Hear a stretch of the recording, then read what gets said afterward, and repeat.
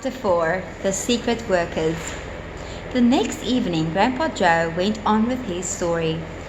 "You see, Charlie," he said, "not so very long ago, there used to be thousands of people working in Mr. Willy Wonka's factory. Then, one day, all of a sudden, Mr. Wonka had to ask every single one of them to leave, to go home, never to come back." "But why?" asked Charlie. "Because of spies." "Spies?" "Yes.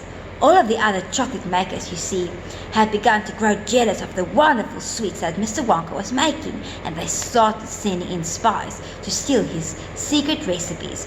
The spies took jobs in Mr. Wonka's factory, pretending that they were ordinary workers, and while they were there, each one of them found out exactly how a certain special thing was made."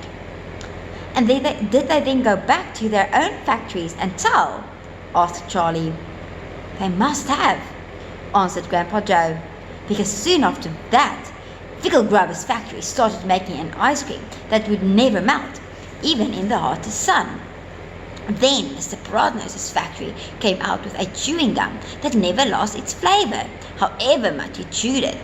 And then Mrs. Slugworth's factory began making sugar balloons that you could blow up to huge sizes before you popped them with a pin and gobbled them up. And so on and so on. And Mr. Willy Wonka tore his beard and shouted, 'This is terrible! I shall be ruined! There are spies everywhere! I shall have to close the factory!' "But he didn't do that," Charlie said. "Oh, yes, he did. He told all the workers that he was sorry, but they have to go home. Then he shut the main gate and fastened them with a chain. And suddenly Wonka's giant chocolate factory became silent and deserted. The chimney stopped smoking, the machines stopped whirling, and from then on, not a single chocolate or sweet was made. Not a soul went in or out, and even Mr. Willy Wonka himself disappeared completely. Months and months went by," Grandpa Joe went on, "but still the factory remained closed. And everybody said, 'Poor Mr. Wonka, he was so nice, and he made such marvelous things. But he's finished now. It's all over.'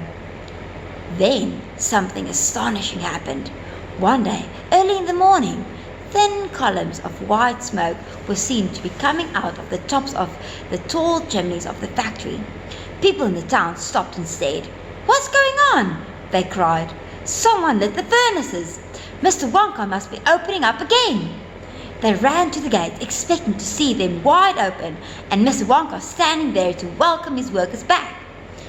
But no, the great iron gates were still locked and chained and securely as ever, and Mr. Wonka was nowhere to be seen.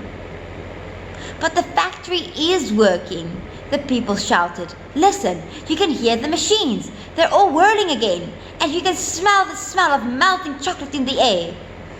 Grandpa Joe leaned forward and laid a long, bony finger on Charlie's knee, and he said softly, 'But the most mysterious of all, Charlie, were the shadows in the windows of the factory.